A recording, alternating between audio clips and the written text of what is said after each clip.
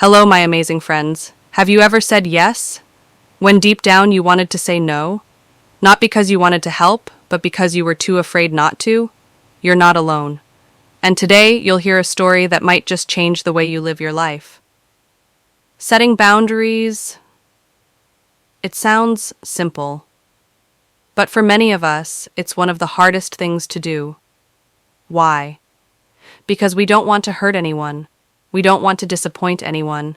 We want to be the kind one, the strong one, the dependable one. But what happens when being there for everyone means you're no longer there for yourself? This is Sarah's story, and maybe it's yours too. Sarah was a college student, hardworking, cheerful, always saying yes. Group project? She's in. Volunteer event? Count her in. Family needs something? Of course she'll handle it. At first it felt good, being useful, being needed, being liked, but slowly, it became too much. Late nights turned into sleepless ones.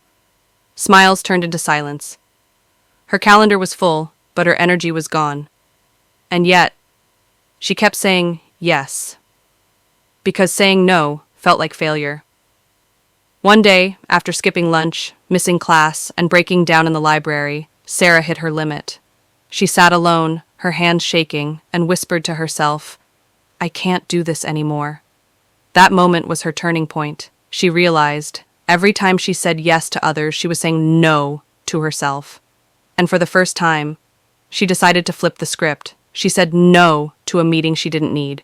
She said no to a friend's request without guilt. She said no to the pressure to be perfect.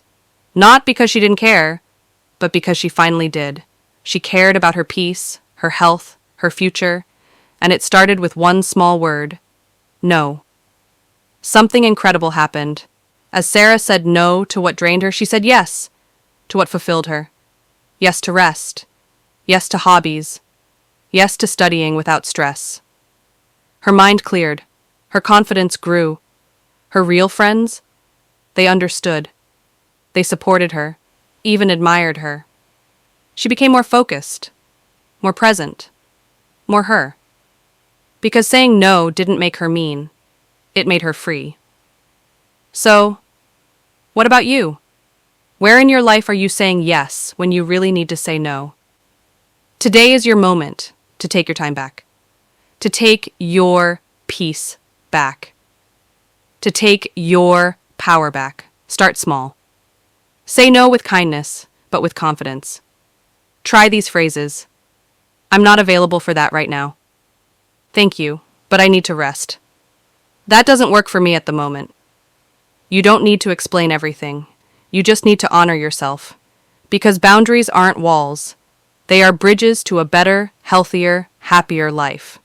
You matter. Your time matters. And you deserve to live with purpose and peace. So remember, saying no is a way of saying yes to you. If Sarah's story touched your heart, don't keep it to yourself.